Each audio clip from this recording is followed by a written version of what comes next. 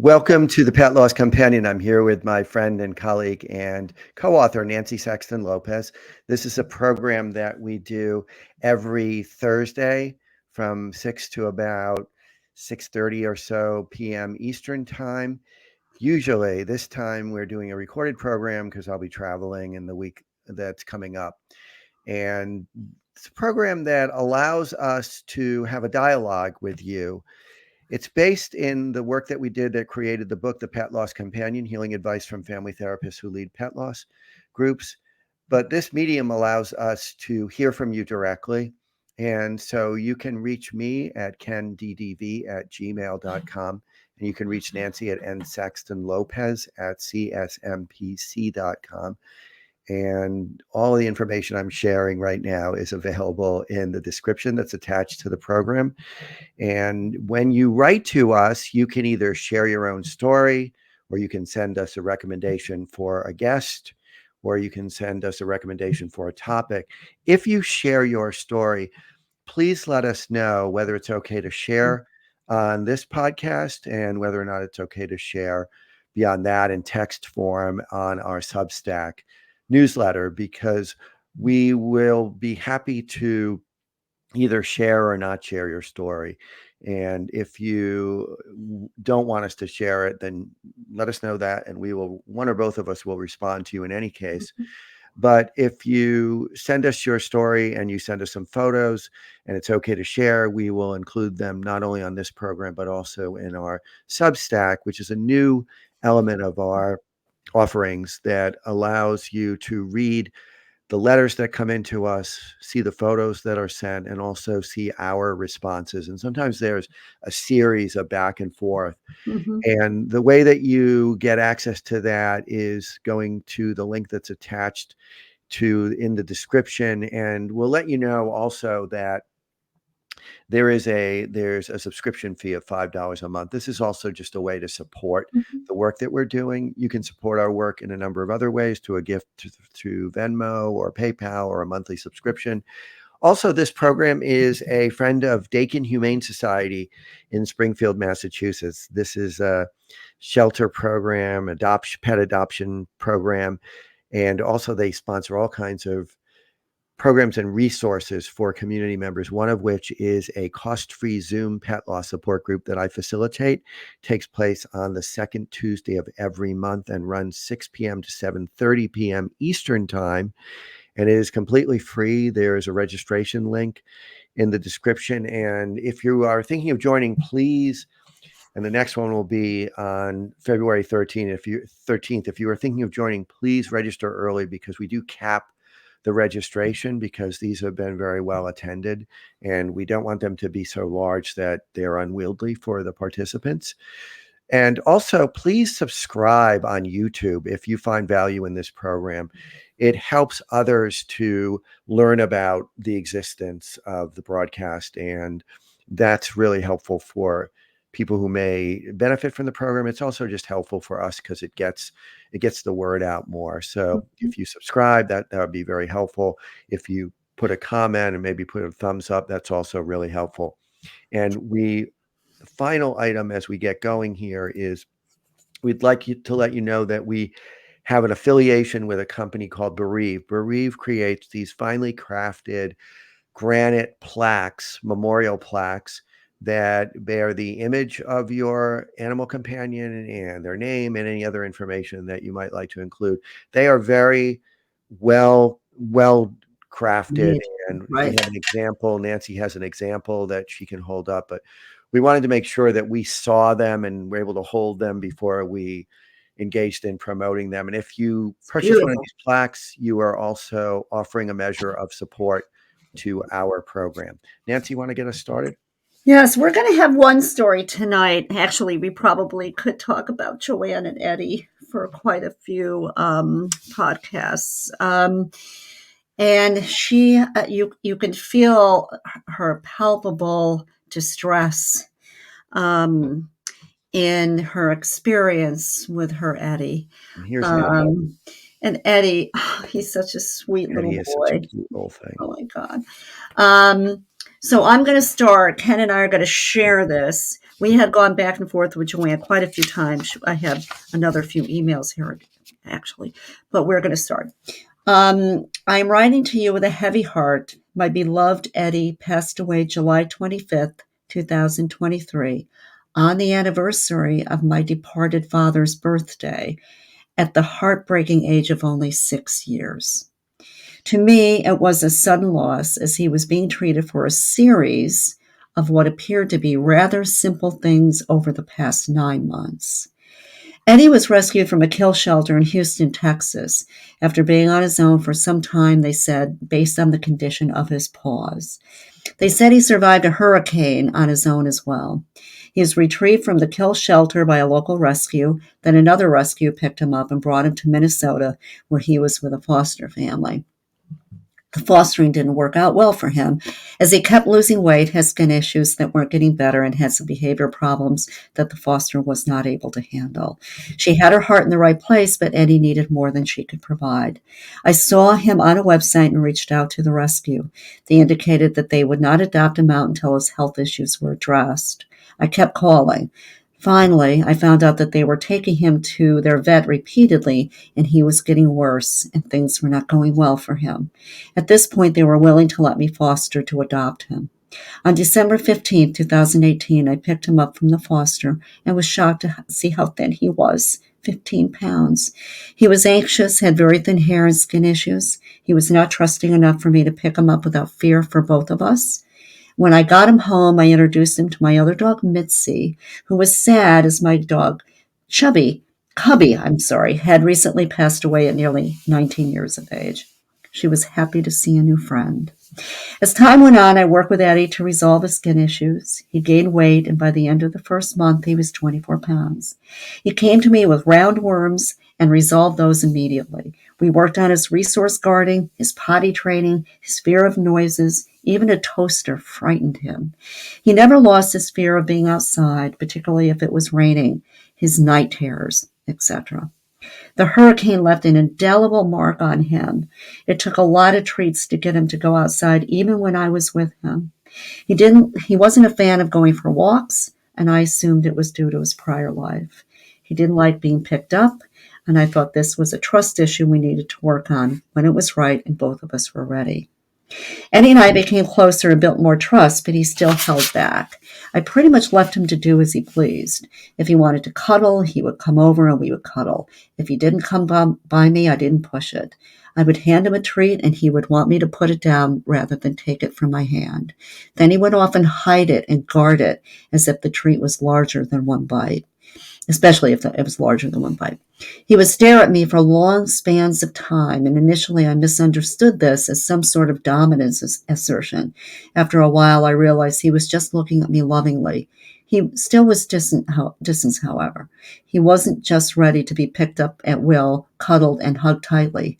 He needed time to get used to all of these things that no one had ever taught him or let him experience in his puppyhood that was cut so short by being caught up in a hurricane and becoming homeless before being 1 year old.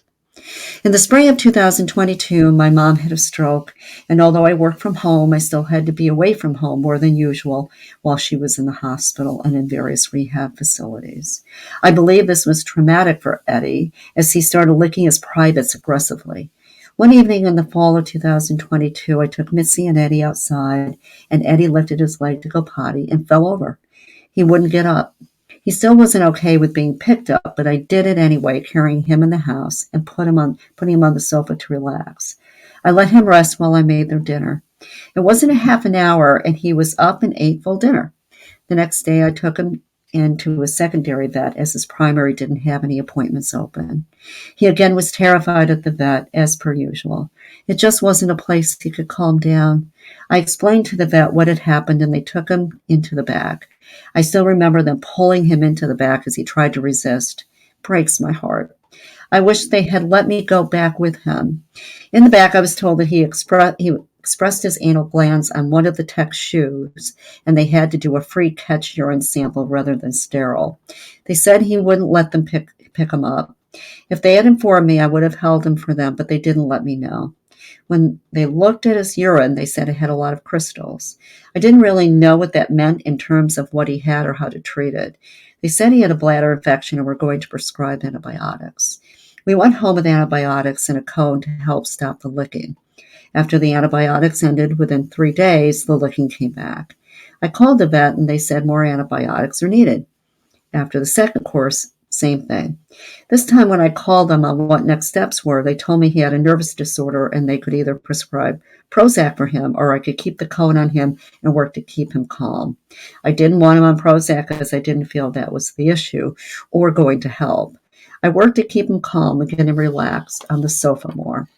In early February 2023, the licking became constant and nothing could stop him.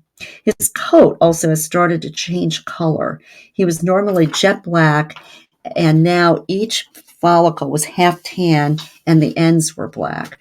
It was winter, but I had him a few other winters, and this had never happened before. Ongoing, he never wanted to drink water, and I did talk to the vet about it on a few other occasions as it concerned me. I scheduled an appointment with his primary vet and described my concerns about his licking and unsure what was behind that, the color-changing coat and the bladder infection that he was treated for last fall. I told him I didn't think he had a skin allergy or nervousness that made him do the licking. I said it's something else. He didn't respond to anything I said, and he recommended light therapy for his privates to get the healing started and antibiotics to address the skin infection and steroids to help with the inflammation of the skin. Call Me Care supplements to help ease his nerves also. I'm so angry with myself as I should have insisted on a blood test and urinalysis. I am not sure why I didn't. Maybe I was relieved to hear it was a simple fix from another vet where it was just a skin issue. I don't know. We went home and began the meds. He became ravenously hungry, and a week into the meds, I called the vet and said that the licking was still there, but the hunger was insatiable. They said this is expected with the meds and to give him canned pumpkin if he wanted more food. The licking was easing, however, but he wasn't himself. He was wanting to sleep more, cuddle more. I wasn't sure if this was progress with the Call Me Care supplement or something else. I didn't know what was going on with him. He was eating well, playing with toys still, but he did like being under blankets on the sofa, surrounded by his dollies. 3 large stuffed animals he always had to have near him, one he would suck on and knead with his paws to fall asleep. I miss seeing that so much. My heart just breaks. It was winter, so really there wasn't much else for him to do when the weather was bad, as he wasn't a dog who liked time outside, particularly in the cold, even with a jacket on. In June, I took him to the vet for a spring checkup and also as he had been licking his left flank. This time, I insisted on a full blood panel and told him he wasn't feeling well. They did the blood tests, and I had assumed they did it in-house, but they sent it out, which delayed the results. I assumed a full blood panel meant that they tested all the things that are common issues or concerns, and also those things that covered his symptoms. They again prescribed antibiotics for a skin issue and sent us off. 2 weeks later, I called as they hadn't heard about his blood test results. They said he had some elevated values and wanted to test him for Cushing's disease. I got a copy of his blood work, and the report from the IDEXX indicated the next step was a urinalysis. I didn't really know what the other values were in his blood and did a little research regarding Cushing's.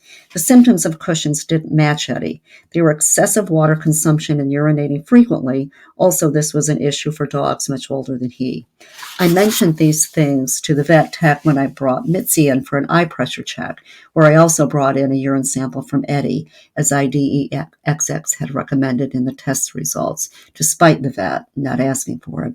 She told me to not Google things and to bring him in for his STIM test. I brought him in the next week. July 14, 2023. At the appointment for a STIM test, he was barking a lot in the lobby and bouncing all over the place, so I took him into the restroom. After a while, they gave us an exam room to use to wait in for the test. He did the test, and the results would be given to me once they had them in several days. On the way home, I stopped by a drive-thru to get a sandwich. The person at the drive-thru noticed Eddie in the car and gave him a little vanilla ice milk in a cup. He loved it. The rest of the week was uneventful. Friday, July 21st, I called the vet to find out the results of the stim test. The receptionist indicated it was negative for Cushing's. I was relieved as I had been reading up on Cushing's and it was noted that the typical lifespan once diagnosed was about 2 or 3 years, and that had me terrified.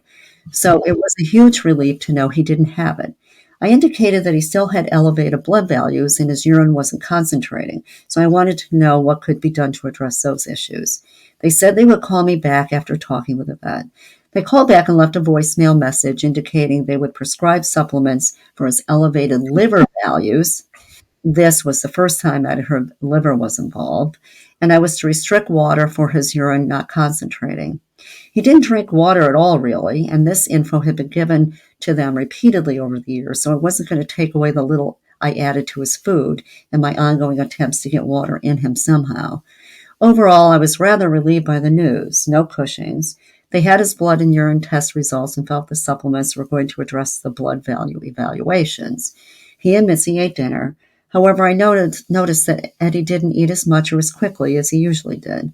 He had a plain baked potato, cooked zucchini and tilapia, nice and bland, which I assumed was also why he wasn't too excited about it. But I wanted to be cautious. Normally, he had white chicken, brown rice, and vegetables, and some lemon pepper. I gave him something more bland. The next morning was Saturday, July 22nd, 2023. He and Mitzi went outside. Eddie threw up about 1 tablespoon of water with a few pieces of last night's potato on the top step outside, which was unusual for him. Normally, if he ever regurgitated it, was immediately after eating too much too quickly, then would re-eat it. I solved this issue by feeding him smaller portions repeatedly, smaller portions separated by 15-minute intervals. So he hadn't vomited or regurgitated for a few months. He and Mitzi came back in, and I was concerned, but thought maybe his tummy was empty and I would put some food out and see if that was of interest. He wasn't interested in food, and this was not typical. He hung around as I did my Saturday chores. After a couple of hours, he wanted to go into the breezeway where there are a lot of windows, one of his favorite rooms. He laid down in the sun. I kept doing my chores, but continued to check on him, brought him water, petted him each time I checked on him. After a couple of hours, I thought we should get him checked out. I called him each time I checked on him. After a couple of hours, I thought we should get him checked out. I called the ER vet in town, and they were closed. Wow, this had never happened before. His normal vet and his secondary vet are both closed on weekends. I searched for another vet and struggled to find anyone. The closest ER vet was over 80 miles away, and Eddie wasn't a fan of riding in the car. He was already nauseated, and I wasn't sure putting him in the car for 2 hours, stressing him, would be the right thing. Since he just threw up a little, and that was all new. Also, I had to think of my 97-year-old mom, who I cared for in my home. She couldn't be alone that long, and I had no one to watch her for the day. I thought that the ER vet may well be open that evening, as that is how they ran things over the past several years. They would be open from 6 or 7 p.m. and close at 6 or 7 a.m., except on weekends. At 6 p.m., I tried calling the ER vet again, still closed. A little later, Eddie came into the house and got up on the sofa. I took this as a good sign as he climbed up onto his blankets on the end of the sofa. Mitzi, he, and I all fell asleep. At 1 a.m., I woke up and found Eddie gone from the sofa, had messed the blankets, and I found him on the floor below the sofa. I went by him, and he was unconscious. His body was limp. I tried the ER vet again and still closed. I was so worried and upset. He started to have seizures, and I was beside myself. I searched the internet for info on vets and office hours on Sunday. I found a new vet in a nearby town open at 9 a.m. By this time, he was awake and responsive, but not walking around. I bundled him up, held him as I drove to the vet, explained what had gone on, and they took him in, gave him fluids, and did a blood test. They said he had acute liver failure and pancreatitis. I was devastated. They said they would put him on IV meds, but they could not keep him overnight, and he needed more care than I could provide at home. He had to go to the ER vet. I called my sister to see if she could help. I was not able to leave my mom, and my sister wasn't comfortable in taking care of her. She agreed to help get Eddie to the ER vet. He was sitting up at the local vet, so I had hoped things could turn around. And it had only been a day since he was walking around and had been at the vet only a week ago for testing, so I was hopeful things were reversible. I held him for as long as I could, kissed him, talked to him, then tucked him into my sister's car and watched as she drove off with him. That was the last time I saw him and held him in my arms. At the ER vet, they checked him in and called me soon after. Said they were going to get him stable and the internist would contact me in the morning. They let me talk with him via phone. I had sent one of his dollies and his blanket with him and asked that they make sure those items were close by him so he could smell them and lay on them. I called and checked on him several times overnight, and the next morning the internist called. She told me they were going to check him out and work to get food in him. She said she had good intentions of getting his health back and would be in touch. I continued to call throughout the day on Monday and into the evening and night. The next morning, the internist called and said he was not responding to treatment and that I needed to make some decisions. I told her he hadn't had enough time and I couldn't do that. She gave me till the end of the day. At 11:30 a.m., she called back to let me know that he had passed on his own at 11 a.m. I was in shock. How could this have happened? I asked some questions and she didn't have many answers. I talked to his primary vet and his secondary vet for info, and no one would tell me what they thought had happened. So I got all his blood test results, urinalysis, and investigated it myself. I used IDEXX reference info, the NIH, Merck veterinary manuals, talked to retired vets, etc. I found he most likely had a partially blocked bile duct, likely beginning last fall, along with chronic pancreatitis. Chronic pancreatitis is insidious and it's a primary cause of a blocked bile duct. It has mild generic symptoms that wax and wane. They're not throwing up repeatedly. They're able to eat. They don't have as much or maybe little pain. They aren't excited about a lot of exercise, but will run around and bark at strangers, watching squirrels, etc. The bile duct issue made his appetite ravenous. I always thought that if a dog is eating, that's a good sign. I had never dealt with liver issues or biliary not so biliary problems in dogs. So I had no frame of reference to know what was actually a symptom of the problem. I further researched what caused a blocked bile duct. And the most common thing is pancreatitis, which has two forms, chronic and acute. Everyone knows about acute. Symptoms are obvious and severe, unmistakable. Few, even few vets seem to think about or know about chronic pancreatitis or to watch for it in their patients. Eddie was licking his privates, most likely due to pain in his abdomen. His private part just happened to be in the way. He didn't want to be picked up, maybe due to abdominal pain. I'm so upset that I didn't realize he had these things. I should have rather told them that his licking was likely due to something other than superficial skin issues, like he was licking what hurt. His diet alone could have stopped things from progressing. Had I known. He needed a very low fat diet and high protein. I gave him normal fat and normal protein. I feel like I killed him.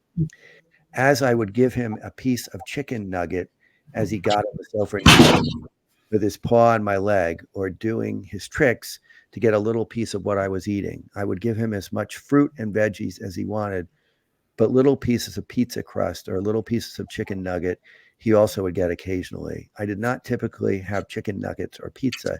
It was an occasional treat. My dogs would get a few little pieces if they asked for them. I was careful not to give them the batter or the chicken on the chicken nuggets, and they only got the crust of the pizza, not the pepperoni or cheese toppings. I've done this with all my dogs, and they have lived to 17, 18, and 19 years of age. I don't know why I didn't work harder to get him to drink more water all along.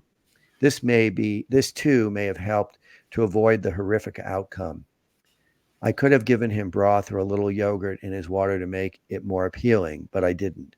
I should have spent more time with him, working with him so I could pick him up.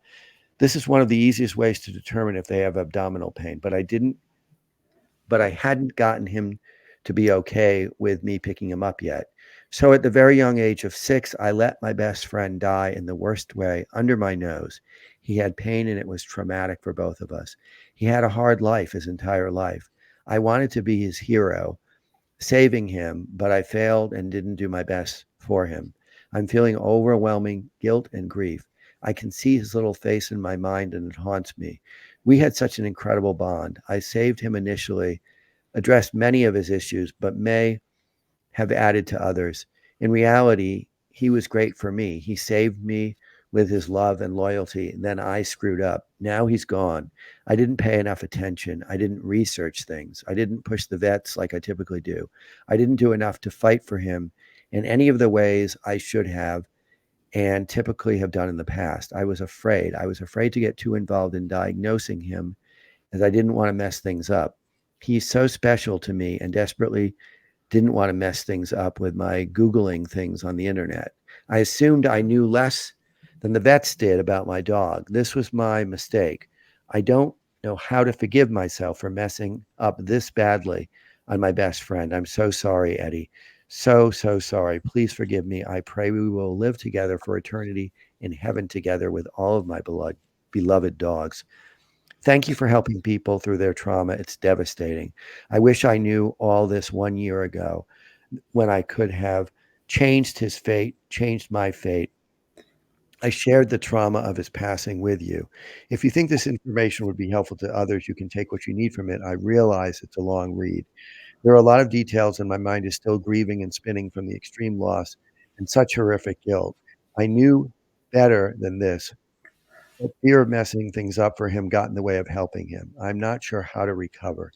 He and Mitzi slept with me every night. I miss him bantering with Mitzi on who got to sleep curled up in front of me, pressed tightly against me, who got to sleep between my knees. I miss seeing him cuddle his dollies, sucking on them and kneading them with his paws. I miss him. I'll always miss him. My heart is broken, forever heartbroken. Joanne. Now, Wow. she is the guilt Yeah. is so oh, so much. Yeah. She's overflowing with guilt. Yeah. And the question with the vets, I mean, look at, we're not blaming veterinarians, and certainly Joanne did everything possible Yeah. we Yeah. could have done for her Eddie. I Well, mean, well, the thing is that I mean, it's a terrifically painful example of what many, yeah, many people go through. yes, They go through some research and some talking to other veterinarians and then they start blaming themselves. that's right. And it's so unfortunate because her hypothesis could actually be in error Yeah, too. I mean, we don't really know. We don't know why Eddie died. We know that he had some chronic health conditions that were really hard to pin down. And she had at least two and then three vets who were examining him, and he still died. And for me, the thing that's important to do is to try to let go of all of the questing for answers. I mean, she's desperately trying to figure out what happened, and a lot of times that's just not possible. right. And also, she ends up blaming herself that Yeah, I needed to do more research. I needed to know who knew about chronic pancreatitis. I didn't even until I read this. I mean, yeah, I knew about pancreatitis. yeah, My yeah. Tashi died of pancreatitis, but chronic pancreatitis, I had never heard of that. So, and the vets don't didn't appear that they knew anything about that either. Well, that's the thing, and I do think there is reason to be very cautious about Googling and Yes. believing what you get through doing so, because there is so much content on the internet. It is often contradictory, Yes, it often is and contradictory. you are not, she's not a diagnostician, she's not a veterinarian, and she's desperately trying to piece together a story that accounts for this. And I feel like it is just a tragic wheel spinning exercise. I mean, it's very typical. That's what we wanted. We want So we want to impart that desperately a lot of to people do feel go through this. some degree of Yes, control. We right. want some Mhm. degree of control, some degree of mastery. And so this is very, very common. But I do think that it's important to try to let go and to just be able to say, I don't, I did the best I could, She which did I'm the best she sure she could. did. She did do the She best she could. absolutely She's did. an amazing pet dog Amazing pet parent taking that little boy taking that little boy who was and having to dying. He was deal dying starving. and having behavioral issues Yeah. and having medical issues, and she took such incredible care of Yeah. him. And that's what I would like her to focus on, that she gave him some really wonderful years Yeah. that he never would have had. He was declining. He would have he He would was if she hadn't taken him, he would have died. Yeah, he would have died. Mhm. And she saved him. She gave him the best years of his life, and she deserves to stop this and to just try to be kind to herself. And To be in the gentle. final analysis, nothing is going to bring him back. So this is an exercise in futility. And certainly applying guilt to herself. I mean, it's so hard to, I know that it's so hard for her not to do that, but I hope that she's able to find a way to release that, because she deserves to feel much better and to feel good about how hard she tried in She was an his amazing last pet parent. illness, and what a wonderful time she gave him. These were the best years of his life, Oh, and they're absolutely. all because of her. And Joanne had written us another email, which was probably about as long as the one we just read. And then she did a third one within like a month and a half. And And these are things that you can read on the Substack. yes, the Substack will have all of this information and how we responded.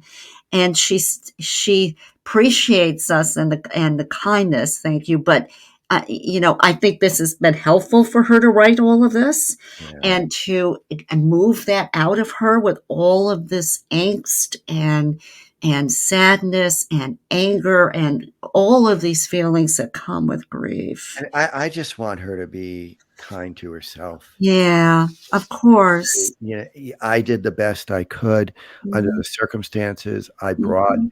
Eddie to the veterinarians who were specialists and knew his background and had worked with him, and then to the emergency room, where of course they're well versed in dealing with this kind of end stage crisis. And I just hope she can start being as kind to herself as she is to As her kind and good to animal, herself as she was for Eddie. Eddie, and to her other companion animal. Yeah. I mean, Joanne, we really appreciate this. This is Me too. agonizing for Yeah. you. And it was important, and you love this little boy so much because you took care of him. You were so intimate with everything that he was doing and And how I'm he treated. sure that all of her words of anguish are going to really resonate with lots of people. Oh, yeah, Be because a able lot of to people go through see this. And then themselves. one other thing, and this is in so many parts of the country, that the amount of time or distance Yes, that yeah, you have to go potentially to an ER, a vet, yep, vets being closed, and then having the anxiety, the the agony, the frustration, this fear. I know it's yeah. unfortunately how that works. So But we want to thank thank you, Joanne. Joanne for sharing with us. And we want to remind you too, if you find this program useful, please do consider subscribing on YouTube and maybe leaving a comment or a thumbs up. And Nancy, as always, it's Always. good talking with you. Yes. Take care, everyone. Take care.